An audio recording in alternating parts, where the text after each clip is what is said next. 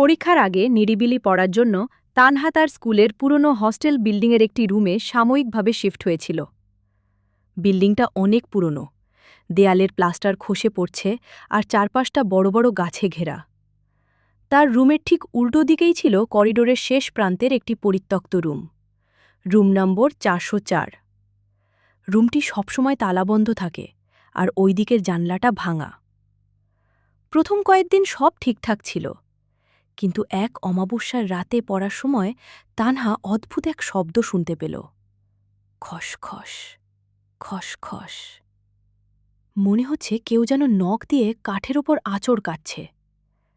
শব্দটা আসছে ঠিক ৪০৪ নম্বর রুমের ভেতর থেকে। তানহা ভাবল হয়তো ইঁদুর, কিন্তু কিছুক্ষণ পর সেই শব্দের সাথে যোগ হল এক চাপা কান্নার আওয়াজ। ভয়ার্ত মনে তানহা করিডোরে উকি দিল। দেখল ৪০৪ নম্বর রুমের ভাঙা জানলা দিয়ে একটা নীলচে আলো ধিক ধিক করে জ্বলছে।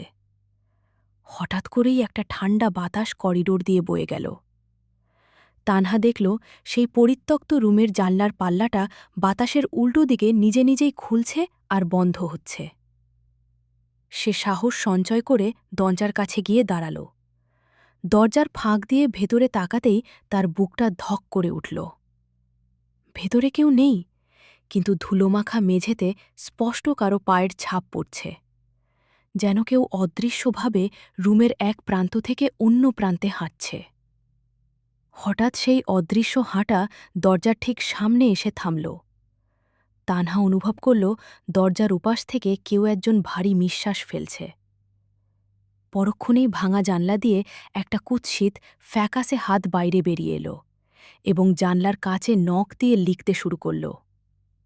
তানহা দেখল ধুলোর স্তরে স্পষ্টভাবে ফুটে উঠছে তার নিজের নাম, তানহা। আতঙ্কে তানহা নিজের রুমে দৌড়ে এসে দরজা বন্ধ করে দিল। সারা রাত সে আর চোখ মেলাতে পারেনি। পরদিন সকালে যখন সে হস্টেল সুপারকে নিয়ে সেই রুমের সামনে গেল, দেখা গেল রুমের তালা আগের মতোই মরচে ধরা অবস্থায় বন্ধ। কিন্তু জানলা দিয়ে ভেতরে তাকাতেই তানহার চোখ স্থির হয়ে গেল। মেঝেতে কোনো ধুলো নেই, কোনো পায়ের ছাপ নেই।